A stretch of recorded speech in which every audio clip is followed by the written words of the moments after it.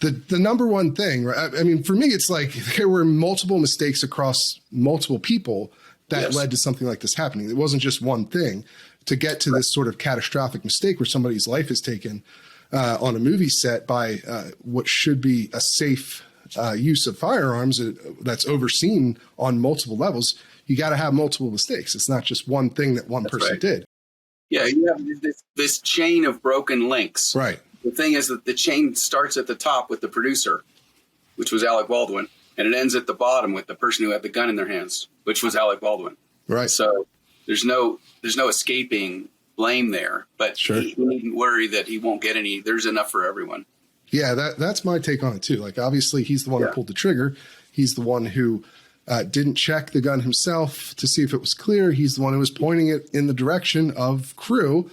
Now, again, all of those things can only happen in a scenario on set where other people are also making mistakes, like allowing a shot to take place where a gun is pointed at a crew member, loading the wrong ammunition into the gun, not checking the gun when you're handed it to give to Alec Baldwin, right, the assistant director, and the just general lack of safety in allowing live ammunition on set in the first place. Right. Would anyone say that the movie was any worse if I used this gun or this gun?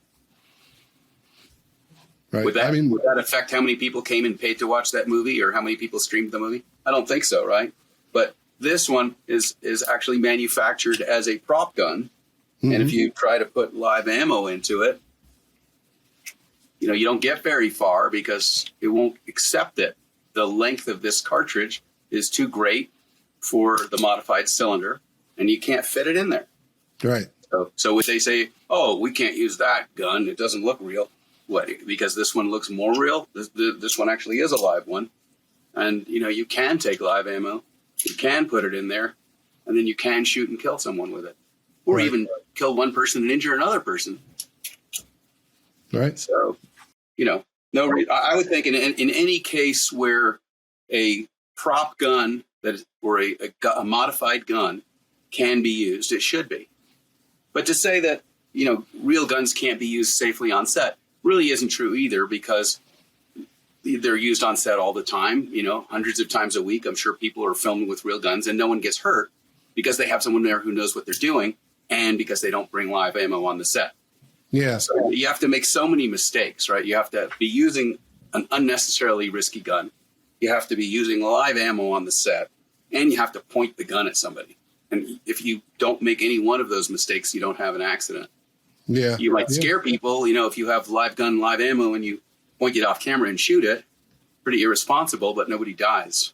Exactly. Yeah, and that's why gun safety rules are designed to be redundant, right? Yeah, that's the whole idea. And simple, right? So, and for Alec Baldwin to say, "Oh, I'm not an expert. I'm just an actor." 5-year-olds can learn these rules, and if if Robert De Niro can learn how to box, so he could do Raging Bull, and Tom Cruise can rappel off of a building and, in Saudi Arabia, and he learns how to do that. There's no reason that if you're playing a cowboy in a Western movie that you can't learn how to use the firearms properly. I just don't buy it. I mean, when Alec Baldwin drives to the set, he operates a motor vehicle, right? So what are the control inputs there? A steering wheel, a gear shift, a turn signal, a wiper indicator, an air conditioner thing, right? 20 different controls that he learned to use to drive his car. But he can't learn to use the single control on a gun, the trigger. It's the only piece that you have to give input to shoot. So there's really no reason that anyone can't have the amount of expertise in firearm safety to be able to look at a gun and know, is there live ammo in there? Is it loaded? Right. Yeah. And that's my take on it as well, in terms of Alec Baldwin's personal level of negligence in this incident. Movie sets seem to be a little bit different, right, than the range, because because they're supposed to be somebody responsible professionally for everything that happens with the firearm on set, the armorer, right? And you're supposed to have these several different layers of safety involved with how shots are set up. And an actor is told to do something a certain way. Maybe the person telling them to do it that way is also responsible when it comes to pointing a gun at crew. But at the end of the day, anyone who's handling a firearm on set should know how to safely handle it. They should know how to check it. They should know what it looks like when it's clear or not. Anyone handling a firearm anywhere should know how to handle it safely. Right. But especially on set, because it's an occupational environment. Mm-hmm. If I go down to my basement and I hire, and I handle my guns unsafely, so I blow a hole in my water heater or something. Not the end of the world. Stupid, but not fatal.